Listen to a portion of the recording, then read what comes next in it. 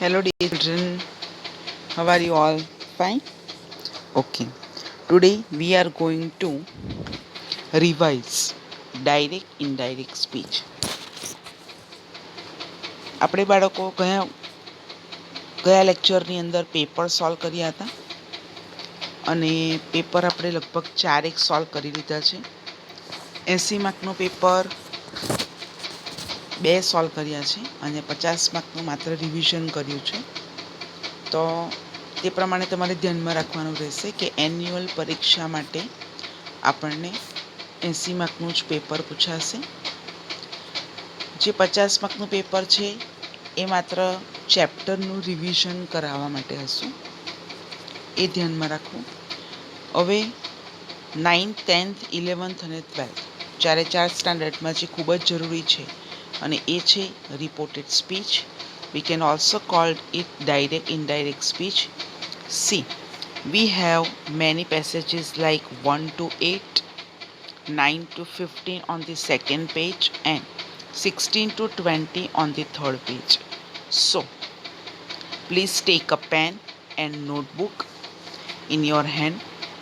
VC Khatri grammar બુકના જે આપણે 20 પેસેજીસ લખ્યા છે, ત્યાર પછી ઘણા ક્લાસની અંદર આપણે બોર્ડના પણ પેસેજીસ લખાવ્યા હતા. ત્યાર પછી આપણે નંબર આપીને નંબર 1થી લખીશું.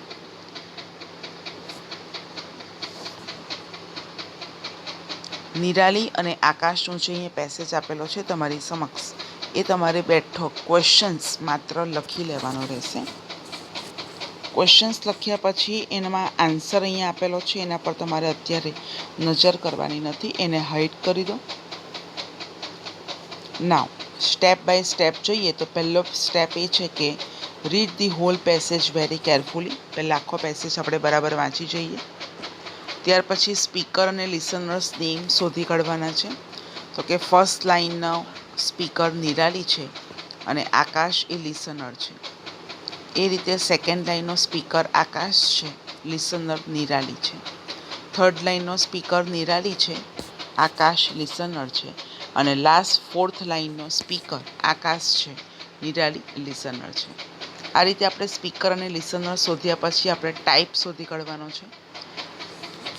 ગઈકાલે તમે ડાયરેક્ટ ઇનડાયરેક્ટ સ્પીચના દરેક રૂલ્સ બરાબર વાંચી લીધા હશે અને એ રૂલ્સ વંચાઈ ગયા હશે. ત્યાર પછી જ આપણે આ આગળનો સ્ટેપ લેવાનો છે અને એ છે પેસેજ ચેન્જ કરવાનો છે ડાયરેક્ટમાંથી ઇનડાયરેક્ટ નેરેશનની અંદર.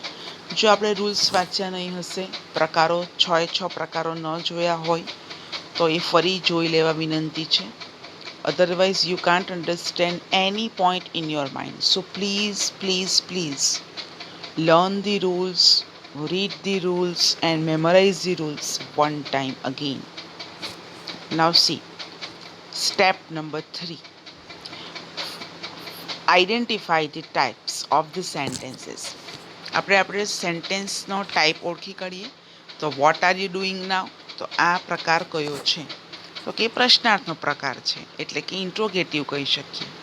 સેકન્ડ એ અસર્ટિવ પ્રકાર છે, જેને વિધાન વાક્ય કહેવાય. થર્ડ જે પ્લીઝવાળું વાક્ય આપેલું છે, please help me with my homework, તો હેલ્પથી શરૂ થયું છે. હેલ્પ એ મૂળ ક્રિયાપદ છે અને જો વાક્ય મૂળ ક્રિયાપદથી શરૂ થાય તો એ ઇમ્પરેટિવનો પ્રકાર કહી શકીએ આપણે એને.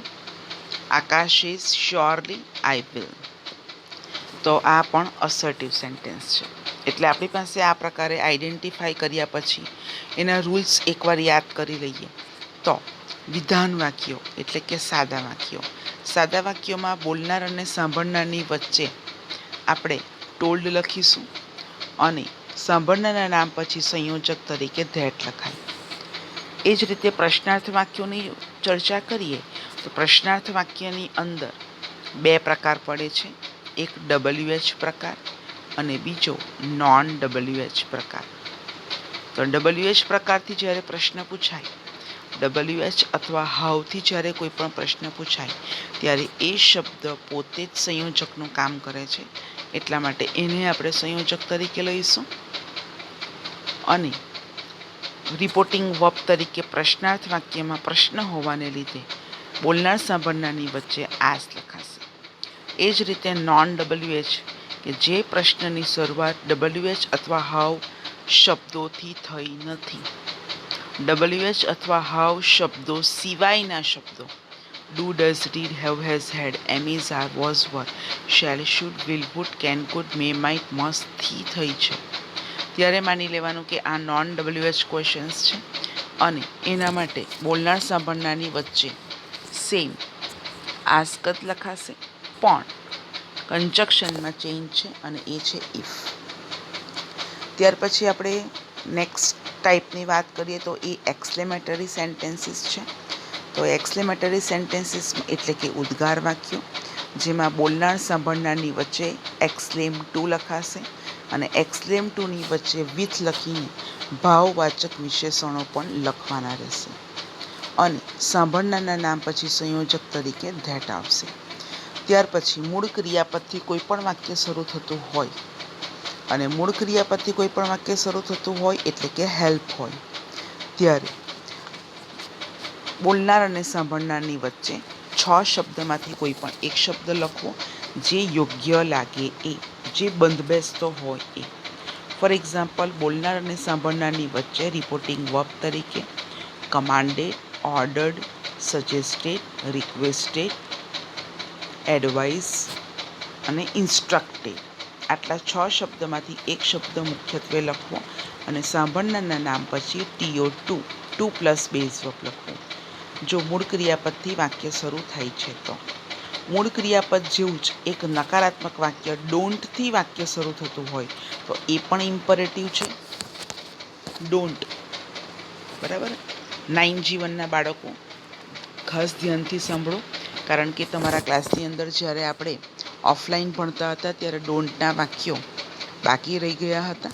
તો એ ડોન્ટના વાક્યોની અંદર કોઈ પણ વાક્ય ડોન્ટથી શરૂ થતું હોય RSમાં, ત્યારે બોલનાર અને સાંભળનારની વચ્ચે આ 6 રિપોર્ટિંગ વર્બમાંથી જ કોઈ પણ એક લખવું. જો હુકમ હોય તો ઓર્ડર્ડ, જો હુકમ કરતાં પણ તાત્કાલિક જેવો ઓર્ડર કરે કે તરત જ એને ફોલો કરવાનું હોય, કમાન્ડર દ્વારા, કેપ્ટન દ્વારા, સોલ્જર દ્વારા એકબીજાને, બરાબર, પોતાના સત્તા પ્રમાણે, પદો પ્રમાણે, તો ત્યારે એ હુકમ માટે ત્વરિત કરવા માટેનું કાર્ય હોય તો એ કમાન્ડેડ આવશે.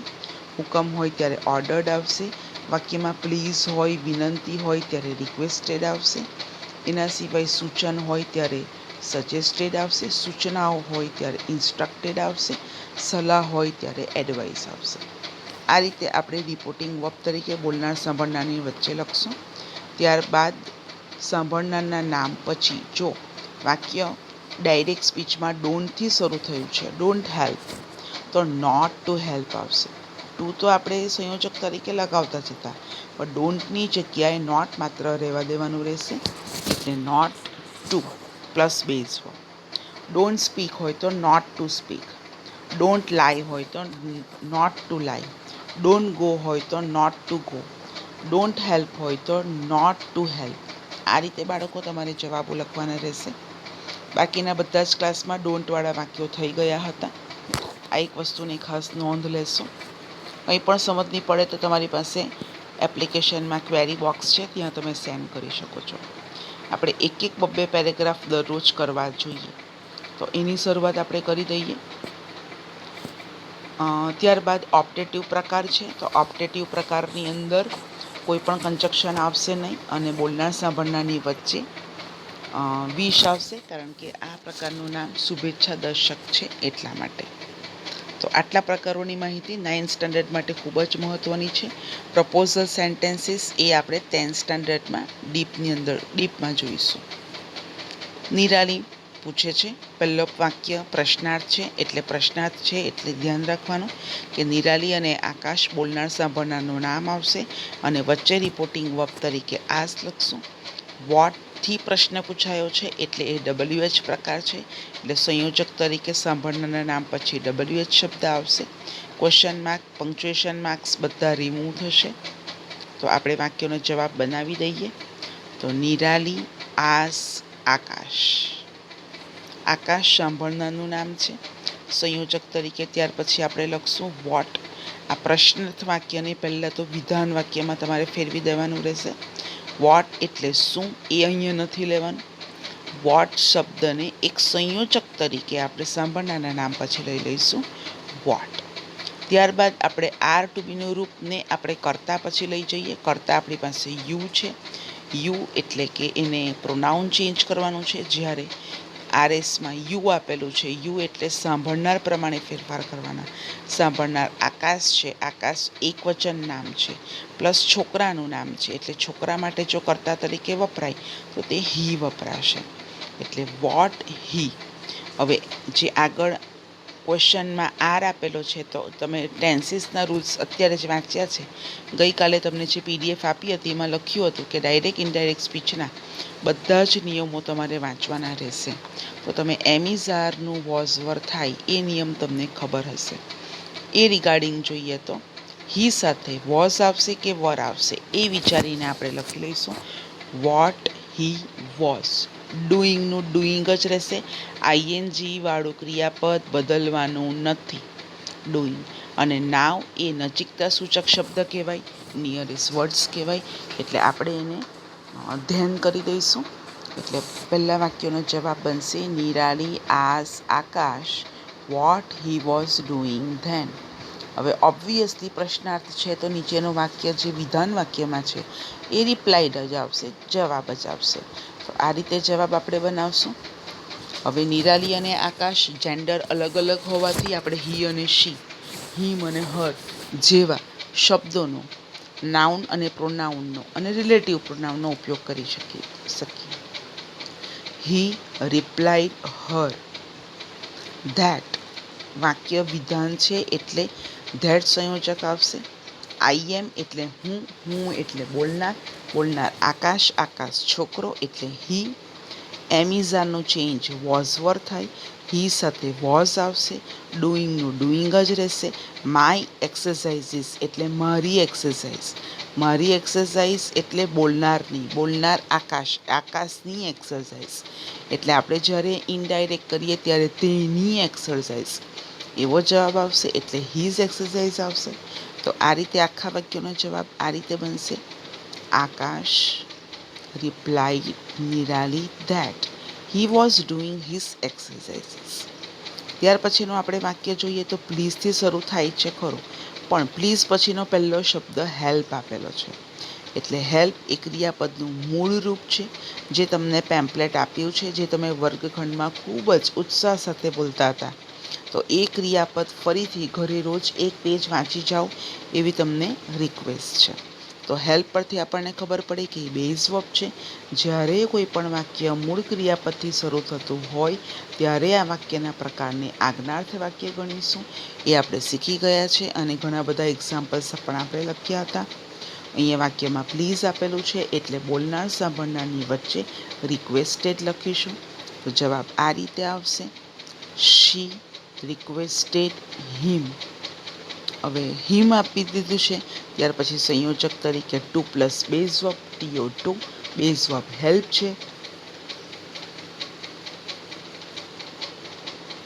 શી રિક્વેસ્ટેડ હિમ ટુ હેલ્પ. હવે મી એટલે મને, મને એટલે બોલનારને, બોલનાર નિરાલી, નિરાલી છોકરી એટલે તેણીને, help her with her homework. My એટલે બોલનાર, બોલનાર છોકરી, છોકરી માટે હર થશે એટલે માયનું ચેન્જ હર થશે, હર હોમવર્ક. આગળ ચાલીએ. આકાશ સેઝ શ્યોરલી આઈ વિલ. એટલે આકાશે અહીં ખાતરી આપી છે અને કહ્યું છે. તો આ રીતે વાક્ય લખાશે આકાશ અથવા તો હી assured her, he assured her that he would help her with her homework. આ રીતે પણ લખાશે. he would help her એવું પણ માત્ર લખાશે. બરાબર. તો આ રીતે તમે જવાબ અહીંયા લખી શકો છો. તો આ ફર્સ્ટ એક્ઝામ્પલ અહીંયા કમ્પ્લીટ થાય છે. ત્યાર પછી આપણે સેકન્ડ પર નજર કરીએ. સેકન્ડ પર છે મધર અને કલાની વાત છે. મધર પહેલા વાક્યમાં પ્રશ્નાર્થ કરે છે, કલા બીજા વાક્યમાં જવાબ આપે છે. મધર એને એડવાઇસ આપે છે અને કલા એની મમ્મીની માફી માંગે છે. ચાલો જોઈએ આપણે કેવી રીતે જવાબ લખેલો છે એના ઉપર નજર કરીએ. મધર આસ્ક કલા, પ્રશ્ન કરે છે એટલા માટે આસ્ક. પ્રશ્નાર્થ વોટથી છે એટલે વોટ સંયોજક તરીકે રહેશે. વોટ. હવે આર યુ, તો આર આપણે કરતા પછી જ લખીશું ચેન્જ કરીને. યુ એટલે તું, તું એટલે કલા, કલા છોકરી, છોકરી માટે શી આવશે એટલે કે વોટ શી. ત્યાર પછી આર આપેલું છે તો ટેન્સીસના નિયમો પ્રમાણે એમ ઇઝ આરનું ઇનડાયરેક્ટમાં ચેન્જ વોઝ કે વર થાય. તો અહીંયા આપણી સમક્ષ કલા માટેનું શી વપરાયેલું છે પ્રોનાઉન, તો શી સાથે વોઝ આવશે કે વર આવશે? રાઈટ, વોઝ આવશે. વોટ શી વોઝ ડુઈંગ, નાવની જગ્યાએ ધેન થશે. નાવ નીકળી જશે, ક્વેશ્ચન માર્ક પણ નીકળી જશે અને એની જગ્યાએ ફૂલ સ્ટોપ મૂકવું. કલા ત્યાર પછી જવાબ આપે છે તો કલા રિપ્લાઇડ હર મધર. કલા રિપ્લાઇડ હર મધર. હવે સંયોજક તરીકે આપણે જોઈએ કે છેલ્લે વાક્યમાં ફૂલ સ્ટોપ આપેલું છે, અસર્ટિવ વાક્ય છે એટલે સંયોજક તરીકે ધેટ મૂકશું. That I am watching a TV serial now. કોણ જોઈ છે? કલા જોઈ છે. તો કલા માટે આઈની જગ્યાએ શું ચેન્જ કરશું? શી કરશું. She was watching a TV serial. નાવનું ચેન્જ ધેન, ફૂલ સ્ટોપ. તો આ બંને લાઈનનો શું જવાબ રહેશે? ફરીથી આપણે એકવાર બોલી જઈએ. Kala's apostrophe S, Kala's mother ask her what she was doing then. Kala replied her mother that she was watching a TV serial then.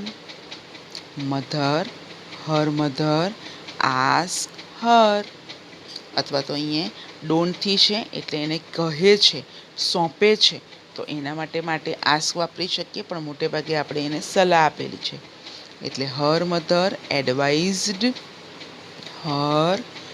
ડોન્ટથી વાક્ય બનેલું છે એટલે ડોન્ટ એટલે not to plus base verb, તો બેઝ વર્બ વેસ્ટ છે તો not to waste. Your time એટલે તારો ટાઈમ, તારો એટલે સાંભળનારનો ટાઈમ, સાંભળનાર આ વાક્યનો કોણ છે? કલા છે એટલે કલાનો ટાઈમ, કલાના ટાઈમ માટે હર ટાઈમ એવું લખાશે. તો આખા વાક્યનો જવાબ આ રીતે બનશે. Mother advise her mother advised her not to waste her time. ત્યાર પછી કલા અપોલોજાઇઝ કરે છે તો Kala apologize her mother and added that અથવા and told her that she, આઈનું ચેન્જ શી, વોન્ટ એ મૂળ ક્રિયાપદ છે તો એનું ભૂતકાળનું રૂપ wanted to be relax. She wanted to be relax. અથવા અહીં જવાબ આપ્યો છે એ રીતે પણ લખાશે. કલા told Har that she was sorry and explained that she wanted to be relaxed. આ રીતે પણ જવાબ લખાશે. બાળકો અહીંયા ત્રીજી લાઈનમાં હિમ આપેલું છે તો હિમ નહીં પણ હર આવશે. એટલે આપણે હંમેશા કોઈ પણ રેફરન્સ બુકનો ઉપયોગ કરીએ એમાંથી પ્રશ્નો લઈએ, જવાબો જોઈશું નહીં. કેમ? કારણ કે જવાબો આપણે આપણા નિયમો પ્રમાણે જ ફોલો કરવાના રહેશે. સમજાય છે બાળકો? ચાલો ત્રીજો પેરેગ્રાફને આપણે સોલ્વ કરી લઈએ અને આ બંને પેરેગ્રાફ આપણે લખતા જવાના છે. જેમ જેમ આપણે સમજતા જઈએ તેમ તેમ આપણે પેરેગ્રાફ અંદર લખતા જઈશું. ચાલો, ટીચર અને ઝરીના વાત કરે છે. પહેલું વાક્ય જે છે એ પહેલો તમે આખો પેરેગ્રાફ વાંચી ગયા છો, ટાઈપ તમે ઓળખી કાઢ્યા છે, સ્પીકર લિસનર પણ ફાઇન્ડ આઉટ કરી લીધા છે. ત્યાર પછી આપણે સોલ્વ કરવાનું શરૂ કરીએ. જવાબ લખવાની શરૂઆત હંમેશા પેરેગ્રાફ પાડીને લખવી, બોક્સમાં જ જવાબ માત્ર લખવો, એ વસ્તુ ધ્યાનમાં રાખીશું. ટીચર પૂછે છે, કોની ટીચર છે? ઝરીનાની ટીચર. એટલે ઝરીનાસ ટીચર આસ્ક હર, આ રીતે પણ આપણે લખી શકીએ. અને ધી ટીચર આસ્ક ઝરીના, આ રીતે પણ આપણે લખી શકીએ, બરાબર. હવે વાક્યનો પ્રશ્નની શરૂઆત હાવથી શરૂ થાય છે એટલે એ WH જ કહેવાય, હાવ જ કહેવાય. એટલે સંયોજક તરીકે આપણે હાવ લખીશું. હાવ પછી હંમેશા કરતા કે પ્રોનાઉન આવશે. યુ એટલે તું, તું એટલે છોકરી, છોકરી એટલે શી, અને શીની બાજુમાં એમેઝાનનું ચેન્જ વોઝ વર. તો શી સાથે વોઝ આવશે કે વર આવશે? તો કે વોઝ આવશે. તો જવાબ આ રીતે બનશે: ટીચર આઝ ઝરીના હાઉ શી વોઝ. હાઉનો એચ સ્મોલ રહેશે, ક્વેશ્ચન માર્ક રિમૂવ થશે. Now instead of question mark you should write down, you must write down full stop. Now, next line. Zarina replied her teacher that she was not well. ટૂંકા વાક્યમાં ઝરીનાએ જવાબ આપ્યો કે સારું નથી, not વેલ. તો અહીંયા આપણે આખા વાક્યમાં જવાબ આપવાનો કે she was not well. Teacher again ask her. ટીચરે ફરીથી એને પૂછ્યું, ફરીથી ઇન્ક્વાયરી કરી, તો એવું પણ લખાશે. ધેન ધ ટીચર અગેન ઇન્ક્વાયર્ડ હર. હવે વોટથી પ્રશ્ન છે એટલે વોટ લખીશું. હેપન, હેપનમાં ઈડી લાગેલું છે એટલે સાદો ભૂતકાળનું વાક્ય. જ્યારે વાક્ય સાદા ભૂતકાળનું હોય ત્યારે આપણે જવાબ લખીએ ત્યારે પૂર્ણ ભૂતકાળ કરીશું. પૂર્ણ ભૂતકાળ એટલે હેડ પ્લસ ત્રીજું રૂપ. એટલે ધી ટીચર આસ્ક અથવા અગેન આસ્ક ઝરીના વોટ હેડ હેપન. અહીંયા સબ્જેક્ટ કોઈ પણ આપ્યો નથી એટલે લખવાની કોઈ ચિંતા રહેશે નહીં. હવે ઝરીના એ ટૂંકા જવાબમાં જવાબ આપે છે. Zarina says not fair well in maths test. Fair એટલે સાચું, કે બહુ સાચું મેં લખ્યું હતું નહીં મેથ્સની એક્ઝામની અંદર. એટલે Zarina replied her teacher that she did not fair. ફેરમાંથી જે ઈડી આપેલું છે એની જગ્યાએ આપણે ડીડ લખી દીધું છે. એટલે કે શી ડીડ નોટ ફેર. ફેર એટલે સાચું લખવું, FARE ફેર. ફેર એ હોમોનિમ્સ છે. FARE ફેર એટલે સાચું પણ, અને FARE ફેર એટલે કંઈ આપણે જે ઘરમાં દુકાનનું ભાડું આપતા હોઈએ તો એ ભાડા માટે પણ ફેર શબ્દ યુઝ થઈ શકે છે. તો આપણે જવાબ લખીએ ત્યારે આ રીતે ધ્યાન રાખવું કે Zarina replied that she did not fare, fare FARE fare, well in maths test, full stop. તો આ રીતે તમારે 3 સુધી જવાબો લખી નાખવાના રહેશે. બાકીના જવાબો તમે સમજીને લખો તો જાતે લખો તો કોઈ જ પ્રોબ્લેમ નથી, જેથી વિડીયો આવતી વખતે માત્ર તમારું સમજવાનું રહે. એટલે આપણે 3 જ પેરેગ્રાફ કર્યા છે. એનો અર્થ એ નથી કે આપણે બીજા પેરેગ્રાફ ન કરી શકીએ, પણ તમને સમય આપું છું. જેના સ્પીચના રૂલ્સ લખવાના બાકી હોય, સમજવાના બાકી હોય તો એ સમજવાનો પ્રયત્ન કરે. કોઈને કંઈ પણ ક્વેરી હોય તો એ સેન્ડ કરે. બરાબર બાળકો, વાર્ષિક પરીક્ષાની તૈયારી કરતા રહેશો. કોઈ પણ અફવાઓથી ભરમાશો નહીં. આપણી મહેનત કરીશું તો એ ખોટમાં જશો નહીં, કારણ કે 10મા ધોરણની અંદર આ બધી જ વસ્તુ કામ આવશે. એટલે જો તમે વિડીયો જોશો તો લોસમાં નથી, તમે ફાયદામાં જ છો. એટલી વસ્તુ ધ્યાનમાં રાખીશું. અને આ તમારું વેકેશન નથી. Keep in mind that it is only to get your time for only study, study and study. So please students, be perfect students. Okay, thank you, have a nice day.